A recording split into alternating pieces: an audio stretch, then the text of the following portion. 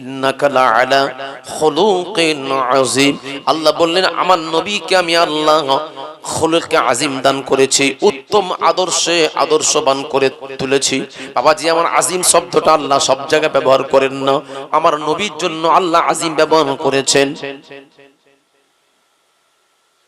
ও আমার কবেরিয়া গ্রামবাসী, আব্বা জানেন না, নওজোয়ান তরুণ যুবক ভাইয়েরা, মা ও বোনেরা, কান্তি খাড়া করে শুনুন। আমার নবীর পুরো কোরআনটাই হলো নবীর আদর্শ। নবীর কথা তো আল্লাহ কোরআনে বলেছেন, কিন্তু নবীকে বাদ দিয়ে আরো অনেক নবীর কথা কোরআনে এসেছে। নবীর সাহাবা হুজুরদের কথা কোরআনে এসেছে, নবীর স্ত্রীগণদের কথা কোরআনে এসেছে, নবীর আহলে বায়াতের কথা কোরআনে এসেছে। কারণটা কি? আমার নবীর খাতিরে তাদের কথাটা আল্লাহ কোরআনের মধ্যে নিয়ে এসেছেন। কার খাতিরে? আমার নবীর দিকে তাকিয়ে আল্লাহ পাক কোরআনে তাদের কথা আনার একটাই কারণ, মুস্তাফার খাতিরে, মুস্তাফার ওসিলায়। আমার নবীর, বিশ্ব নবী রহমাতুল লিল আলামিন, সাফিউল মুজনাবির হুজুর পুন্নুর জনাবে মুহাম্মদুর রাসূলুল্লাহ, সকলে বলি সাল্লাল্লাহু আলাইহি ওয়াসাল্লাম।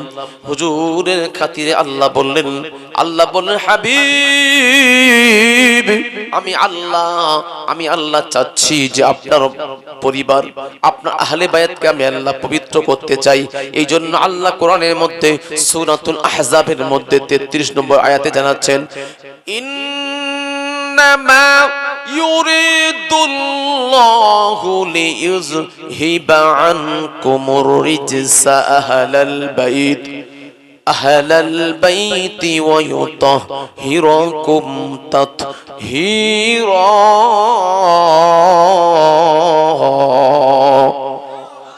আল্লাহ রাব্বুল আলামিন আমার নবীর খাতিরে তার বংশকে পবিত্র করতে চাইলেন। আল্লাহ বললেন হাবিব, আমি আল্লাহ, আমার ইরাদা, আমার সংকল্প, আমার ইচ্ছা যে আপনার বংশধরদেরকে যত নাপাকি আছে তাদের মধ্যে থেকে নাপাকটাকে আমি আল্লাহ দূর করে দেব। আমি আল্লাহ আনকুমুর রিজসা আহলাল বাইত, আহলে বায়াতের মধ্যে যত নাপাকি আছে, খারাপি আছে, আমি আল্লাহ ধুয়ে মুছে সাফ করে দেব। আমি আল্লাহ তারপরে কি করব? ওয়ায়ুতাহিরুকুম তাতহীরা, আমি আল্লাহ তাদের থেকে পুত পবিত্র করতে চাই, পবিত্রতর থেকে পবিত্রতম আমি আল্লাহ বানাতে চাই। এটা আমার ইচ্ছা। কেন না হাবিব গো, আপনি পবিত্র, আপনার পরিবারদেরকেও পবিত্র বানাবো, আহলে বায়াতকেও আমি পবিত্র বানাবো। খালি অন্য কোন দিকে নয়, লক্ষ্য রেখে আপনার হাবিবের খাতিরে তাকে তাদেরকেও আমি আল্লাহ পবিত্র বানাতে ইচ্ছা করলাম। জোরে জোরে বলুন সুবহানাল্লাহ। আমার নবীর দিকে তাকিয়ে আল্লাহ বলছে হাবিব, আপনার দিকে তাকিয়ে আমি তাদেরকে পবিত্র করব। আয়াতে কারিমা অবতীর্ণ হওয়ার পরে আমার নবী সেই সময় ছিল উম্মে সালমা বাড়িতে। আমার নবী উম্মে সালমাকে আনন্দেতে বলতে যাবেন, বলতে গিয়ে আমার নবী আটকে গেলেন। আমার নবী আমার ফজরের নামাজের পরেতে কালো একটা চাদর গায়ে ছিল, কালো চাদর গায়ে দিয়ে বের হচ্ছেন। এমত অবস্থায় কি করলেন? ইমাম হাসান রাদিয়াল্লাহু তাআলা আনহু ছুটে ছুটে আসছেন। ও নানা জান গো, আপনি সকাল বেলাতে আজওয়া খান, আমাকে কি আজওয়া দেবেন না?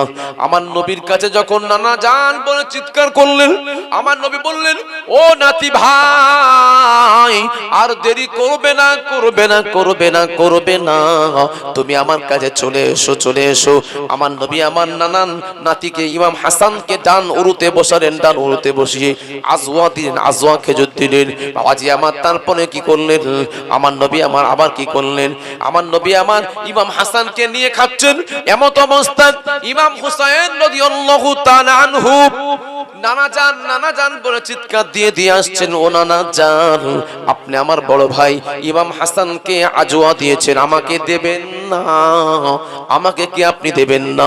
এই বলে আবার কি করলেন?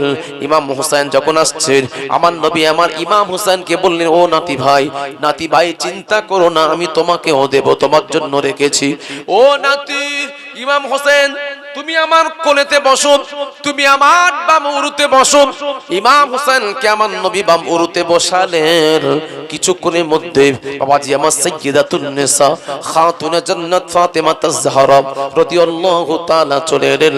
তখন আমার নবী বললেন, ও আমার লাগতা জিগার, ও আমার বেটি ফাতেমা, ফাতেমা গো তুমি আমার ডান দিকে দাঁড়াও, তুমি আমার ডান দিকে দাঁড়িয়ে থাকো। বাবাজি আমার সাইয়্যিদাতুন নিসা খাতুনে জান্নাত রাদিয়াল্লাহু তাআলা আনহাকে আমার নবী আমার ডান দিকে দাঁড় করে রাখলেন। তার পিছনে পিছনে কে এলেন? শেরে খোদা আলী কাররামাল্লাহু ওয়াজহাহু চলে এলেন। আলী যখন চলে এলেন আমার নবী বললেন, আলী গো, ও আমার জামাতা আলী, তুমি আমার পিছনে দাঁড়িয়ে যাও। আলীকে পিছনে দাঁড় করিয়ে দিলেন। আলীকে দাঁড় করানোর পরে আমার নবী আমার কালো রঙের যে চাদরটা ছিল ওই চাদরটা আমার নবী এইভাবে করে গায়ে দিলেন। এইভাবে করে গায়ে দিয়ে আমার নবী ইমাম হাসান ইমাম হাসান হোসেনকে নিলেন, ফাতেমাকে নিলেন, আলীকে নিয়ে আমার নবী আল্লাহর দরবারে চাদরটা ঘিরে দোয়া করছে, আল্লাহুম্মা হাউলা আহলে বাইতি, আল্লাহুম্মা হাউলা আহলে বাইতি, আল্লাহুম্মা হাউলা আহলে বাইতি। তিনবার নাম করে দোয়া করলেন, আল্লাহ এরাই তো আমার পরিবার, এরাই তো আমার পরিবার, এরাই তো আমার পরিবার। আল্লাহ গো, আপনি তো বলেছেন তাদেরকে পুত পবিত্র করতে।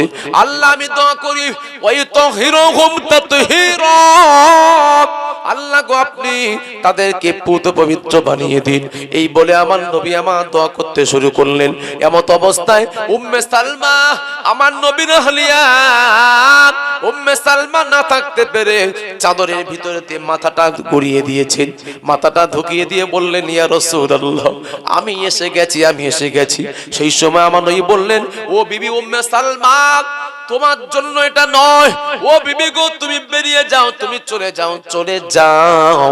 উম্মে সালমা বললেন, ইয়া রাসূলুল্লাহ, এত বরকতপূর্ণ দোয়ার মাহফিল থেকে আপনি আমাকে দূরে সরাচ্ছেন, আপনি আমাকে কেন পাঠিয়ে দিচ্ছেন? আমি কি আপনার পরিবারও নই? আমি কি আপনার আহলে বাইতের মধ্যে নই? সেই সময় আমার নবী বললেন, ও আমার বিবি, হ্যাঁ তুমি আমার আহলে বাইতের মধ্যে, তবে কিন্তু তোমার জন্য আল্লাহ পাক আয়াতে কারিমা অবতীর্ণ করে না। তুমি চলে যাও, এটা খাস মজলিস, এটা হলো পাক পাঞ্জাতনের মজলিস, তুমি চলে যাও। উম্মে সালমা বেরিয়ে গিয়ে অভিমান করে বাড়িতে বসে আছেন। আমার নবী আমার তাদের জন্য দোয়া করলেন। আমার নবী বললেন, রব্বুল আলামিন, আল্লাহ গো, আমি পরিবার আহলে বায়াতের উপরে খুশি আছি, রাজি আছি। আল্লাহ গো, এদের প্রতি আপনিও রাজি খুশি হয়ে যান।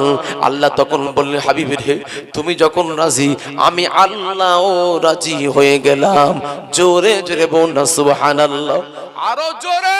বাবাজি আমার, আব্বা জানেন, আমি আপনাদেরকে জানতে চাই পাক পাঞ্জাতন বলতে কারা? বলেন,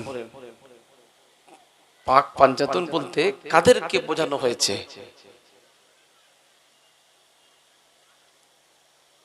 জানেন না? পাক পাঞ্জাতন যাদেরকে আহলে বায়াত বলা হয়, যাদের উপরে আল্লাহ পাক একাধিক আয়াতে কারিমা অবতীর্ণ করেছেন। নাম্বার 1 হলো শেরে খোদা আলী, নাম্বার 2 হলো ফাতিমা,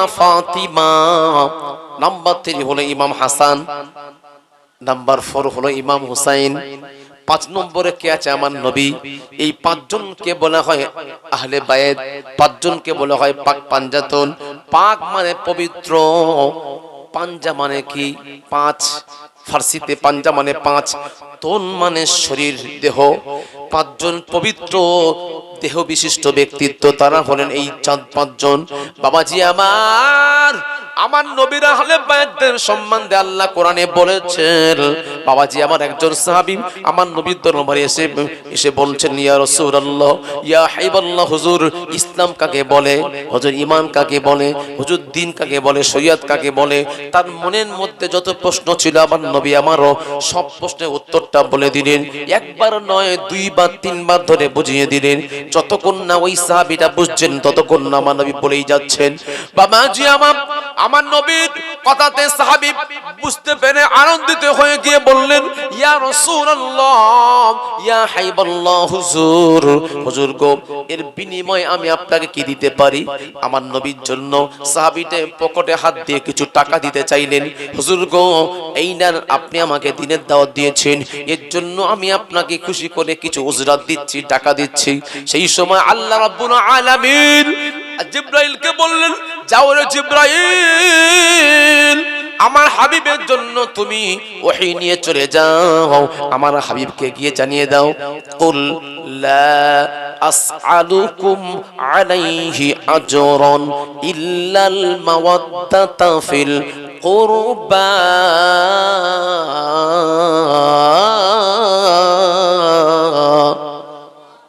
আল্লাহু আকবার। আমার আল্লাহ বললেন, হাবিব কুল, আপনি বলে দিন, ওই সাহাবীকে জানিয়ে দিন, কুল্লা আসআলুকুম আলাইহি আজরান, আমার কোনো উজরাত লাগবে না দিনের দাওয়াতের জন্য, আমার কোনো টাকা লাগবে না, কোনো পারিশ্রমিক দিতে হবে না, আমার কোনো পারিশ্রমিক লাগবে না। তবে হ্যাঁ, ইল্লা মানে ইস্তেসনা করা হয়েছে। আল্লাহ বললেন, একটা দাবি আছে হাবিব, আপনি জানিয়ে দিন, আপনার দাবিটা কোথায়? এই দাবিটা টাকা নয়, টাকা নয়, আপনি জানিয়ে দিন সেটা কি? ইল্লাল মাওয়াদ্দাতা ফিল কুরবা। আল্লাহ বললেন, হাবিব আপনি বলে দিন, আপনার পরিবার যে আমি রেখে গেলাম, আপনি বলুন আমার আহলে বায়াত পাক পাঞ্জাতনের উপরে তারা যেন সম্মান দেয়, পাক পাঞ্জাতনকে যেন তারা মেনে নেয়, পাক পাঞ্জাতনকে যেন ভালোবাসে। এটা আমি আল্লাহর পক্ষ থেকে আপনার ঈমানি দাবি। জোরে জোরে বলুন সুবহানাল্লাহ। তাহলে বোঝেন আল্লাহর পক্ষ থেকে দাবি কি, যে হাবিব আপনি বলুন, দিনের জন্য আমার কোনো উজরাত পাওনা পারিশ্রমিক দিতে লাগবে না, তবে আমি আমার পরে আমার যে আহলে বায়াত ছেড়ে গেলাম পরিবার, এদেরকে তোমরা সম্মান দেবে, এটাই আমার দাবি। বাবাজি আমার নবী আমার নবী গাদির খুম বলে একটা জায়গা আছে, আমার নবী আমার মক্কা থেকে মদিনার আসার পথে বাবাজি আমার হাজারো হাজারো সাহাবীদেরকে নিয়ে গাদিরে খুম বলে একটা জায়গাতে 3 দিন পর্যন্ত অবস্থান করেছিল। একটা বড় কুয়া আছে, কুয়া, ওই কুয়োর কাছে অবস্থান করেছিল। আমার নবী আমার বললেন, সাহাবীরা তোমাদের জন্য আমি উপদেশ কিছু রাখতে চাই, আমার জন্য একটা উঁচু মেম্বার তৈরি করো, কেননা হাজার হাজার সাহাবী তোমরা আছো, তোমরা সকলে আমাকে দেখতে পাবে না, এই জন্য আমি বলছি একটু উঁচু স্টেজ তৈরি করো। আমার নবীর জন্য সাহাবীরা তাড়াতাড়ি করে মেম্বার তৈরি করলেন, উঁচু একটা স্টেজ তৈরি করলেন। উঁচু স্টেজ তৈরি করার পরেতে আমার নবী আমার স্টেজের উপরে উঠে নসিহত করছেন, ইয়া আমার সাহাবীরা শোনো শোনো শোনো, আমি রাসূলুল্লাহ জানিয়ে দিলাম, আনা তারিকু ফিকুম আনা তারিকু ফিকুম সাকালাইল, আমি তোমাদের কাছে দুটো জিনিস ছেড়ে যাচ্ছি। নাম্বার 1 হলো কিতাবাল্লাহ, আল্লাহর কিতাব, আল্লাহর মহাগ্রন্থ কোরআনুল কারীম রেখে গেলাম, তোমরা কোরআনকে আঁকড়ে ধরবে, কোরআনকে আঁকড়ে ধরবে। ইতরাতি ওয়া আহলে বাইতি, আমি রাসূলুল্লাহ আমার পরিবারকে রেখে গেলাম। পরিবার বলতে কারা? পাক পাঞ্জাতন। এই পাক পাঞ্জাতনকে রেখে গেলাম, তোমরা তাদেরকে মেনে নেবে। তাহলে এই দুটো জিনিসকে তোমরা যদি আঁকড়ে ধরো, লান তাদিল্লু বিহিমা, তোমরা কখনো গোমরা হবে না, হবে না, হবে না, হবে না। দুটোকে ধরে নেওয়া মানে তোমরা পথ পেয়ে যাবে। জোরে জোরে বলুন সুবহানাল্লাহ।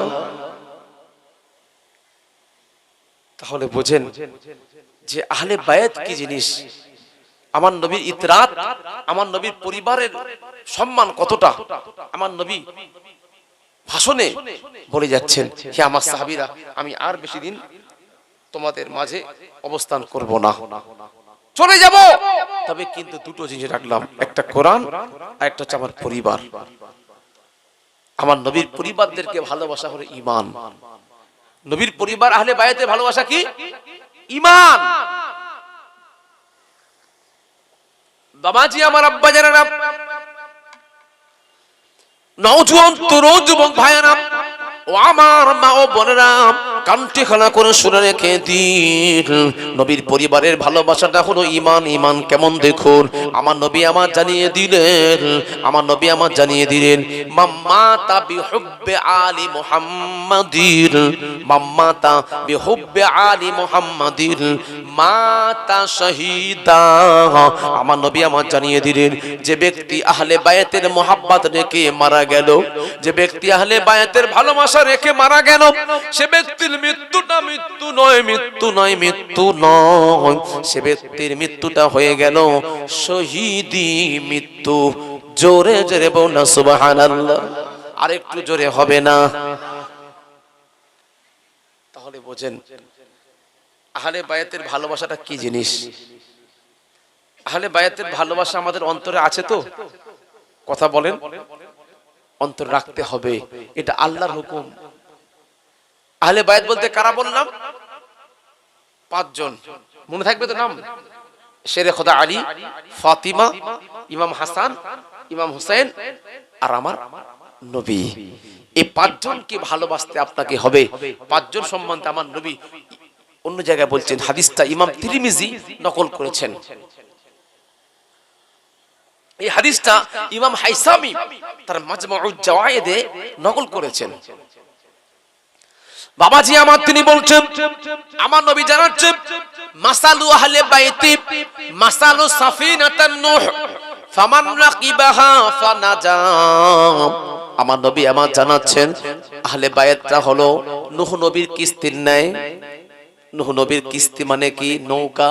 নূহ নবীর নৌকাতে বাবাজি আমার সকলে উঠতে পারে না। নবী নূহ আলাইহিস সালাতুস সালাম 1 বছর 2 বছর নয়, 950 বছর দিনের দাওয়াত দিয়েছিলেন। কত বছর? 950 বছর। হেদায়েত কেউ হলো না, হলো না, হলো না, হলো না। তখন আল্লাহর দরবারে বদদোয়া করার জন্য হাত তুলেছে, রব্বুল আলামিন আমার জাতিকে ধ্বংস করে দেন। আল্লাহ নবীর দোয়া কবুল করে নিয়ে পুরো পৃথিবীটা বাবাজি আমার বন্যা সয়লাব করে দিয়েছিলেন। বাবাজি আমার ঝড় বৃষ্টি তুফানে সয়লাব করে দিয়েছিলেন। কিস্তিতে বাবাজি আমার হাতে গোনা 80 জন উঠেছিল, 80 জন। এমনকি নিজের সন্তান পর্যন্ত এলো না। নূহ নবীর রক্তের সম্পর্ক। সন্তান যখন হাবুডুবু খাচ্ছেন বলছেন, হে আমার সন্তান চলে এসো, চলে এসো। আল্লাহর পক্ষ থেকে অর্ডার হয়ে গেল, লাইসা মিন আহলিক, হে আমার নবী নূহ খবরদার তোমার সন্তানকে ডাকতে যাবেন না, যাবেন না। ও সন্তান আপনার আহাল নয়, আপনার পরিবার নয়, ওকে আপনি ছেড়ে দিন, ছেড়ে দিন। এতদিন তো আপনাকে মানলো না, এখন হাবুডুবু খাচ্ছে বলে আপনার রক্তের টান লেগে গেছে, আপনি ডাকবেন না, ডাকবেন না। আমি আল্লাহ জানিয়ে দিলাম আপনার পরিবার নয়। বাবাজি আমার 80 জন যারা নূহ নবীর নৌকার মধ্যে চেপেছিল, আমার নবী বলছেন, ফামান রাকিবাহা ফানাজা, যারা নূহ নবীর নৌকার মধ্যে চাপলো তারা নাজাত পেয়ে গেল। বাবাজি আমার নূহ নবীর নৌকাটা এমন একটা পাথর পাহাড়ে গিয়ে ঠেকে গেল। ওই পাহাড়টার নাম কি? জুদি পাহাড়, জান্নাতি পাহাড়। জান্নাতি পাহাড়ে গিয়ে ঠেকে গেছে বাবাজি আমার। সেই জন্য আমার নবী বললেন, ওই নূহ নবীর কিস্তির সঙ্গে তুলনা করলেন কাদের? পরিবারদেরকে তুলনা করলেন আহলে বাইতি। মাসালি আহলে বাইতি মাসালু সাফিনাতান নূহ। নূহ নবীর কিস্তিতে যারা উল্ল পরিত্রাণ পেয়ে গেল, আমি রাসূলুল্লাহ জানিয়ে দিলাম আমার পরিবারদের যারা ভালোবাসলো তারাও নাজাত পেয়ে গেল। জোরে জোরে বলুন সুবহানাল্লাহ। বুঝতে পারলেন? সে আহলে বায়াতকে ভালোবাসতে হবে। পাক পাঞ্জাতনকে ভালোবাসা হলো ঈমান। কি বললাম? পাক পাঞ্জাতনকে ভালোবাসা ঈমান। বাবাজি আমার সেই পাক পাঞ্জাতনের মধ্যে আমার নবী যখন দোয়া করেছিলেন 5 জনকে নিয়ে, আমার নবীর আহলিয়াত, আমার নবীর বিবি নাম কি? উম্মে সালমা। তিনি তানাকে বের করে দেয়া হয়েছিল, বিবিকেও চলে যাও। বিবিকে তারপরে কোন এসে খুঁজছেন, ও আমার বিবি উম্মে সালমা তুমি কোথায় গেলে, কোথায় গেলে? আমার নবী আমার ডাকাডাকি করছেন। উম্মে সালমা অভিমান করে বসে আছেন, কোনো উত্তর দিচ্ছেন না। আমার নবী বললেন, কোথায় গেলে বিবি, কোথায় গেলে? দেখলেন যে ঘরের কোণের দিকে লুকিয়ে আছে। ও আমার বিবি গো, আমি রাসূলুল্লাহ ডাকছি, সাড়া দিচ্ছ না কেন? তুমি রাগ করেছো কেন? রাগ করলে বিবি বলো। ইয়া রাসূলুল্লাহ, ইয়া হাবিবাল্লাহ হুজুর, রাগ কেনই বা করব না? আপনি তিলবার দোয়া করছেন, বরকতপূর্ণ দোয়াতে আমি শরীক হলাম, আমি মাথাটা ঢুকিয়ে দিলাম। আপনি বললেন না, ও আমার বিবি গো তুমি বেরিয়ে যাও, আপনি আমাকে বের করিয়ে দিয়েছেন, আমি কেন রাগান্বিত হব না? সেই সময় বললেন, বিবি গো রাগের কোনো জায়গা নাই, তাদেরও যেমন সম্মান দিয়েছেন আল্লাহ পাক তোমাকেও কিছু অংশে কম দেন না, তোমাকেও তো সম্মান দিয়েছে, তোমার উপরও তো আল্লাহ কোরআন অবতীর্ণ করেছে। কি কোরআন আমাকে জানান। সেই সময় আমার নবী উম্মে সালমাকে সান্ত্বনা দেওয়ার জন্য বললেন, ও আমার বিবি শোনো শোনো, আল্লাহ জানিয়ে দিয়েছেন, النبي أولى بالمؤمنين أنفسهم وأزواجه উম্মাহাতুহুম। আল্লাহ রাব্বুল আলামিন জানিয়েছেন, যারা মুমিন হবে, মুসলমান হবে, তারা অন্তর দিয়ে আমাকে ভালোবাসবে, মুস্তাফাকে ভালোবাসবে, নবীর মুহাব্বতটা তাদের জানের চাইতে আরো বেশি হবে। ও আমার বিবি গো শোনো, ও আমার বিবি, আল্লাহ জানিয়েছেন, ওয়াজওয়াজুহু উম্মাহাতুহুম, নবীর বিবিগণ হলেন তাম পৃথিবীর যত মুমিন মুমিনাত আছে, তাম মুমিনদের জন্য মা হলো, জননী হলো তুমি। ও আমার বিবি গো উম্মে সালমা, পৃথিবীর মধ্যে সবচাইতে যার সম্মান বেশি সে হলো কি মা, তাই না? মায়ের সম্মান পৃথিবীতে সবচাইতে বেশি না কম? বেশি। আমার নবী বললেন, ও আমার বিবি গো তুমি কি রাজি নয়, রাজি নয়, রাজি নয়? তুমি মুমিনদের মা হয়ে গেলে। জোরে জোরে বলুন সুবহানাল্লাহ। এই বলে উম্মে সালমাকে যখন সান্ত্বনা দিলেন আমার নবীর স্ত্রী আম্মা জান উম্মে সালমা মুচকে মুচকে হাসতে শুরু করলেন। ইয়া রাসূলুল্লাহ, হুজুর গো বেয়াদবি মাফ করবেন, আমি আপনার জন্য অভিমান করেছিলাম, আমাকে ক্ষমা করে দিন। বাবাজি আমার কোন উম্মে সালমা আমার নবীর যতগুলো আহলিয়া ছিলেন, বিবি ছিলেন, সবচাইতে লম্বা হায়াত পেয়েছিলেন উম্মে সালমা, লম্বা হায়াত পেয়েছিলেন, 63 হিজরি পর্যন্ত হায়াতে ছিলেন।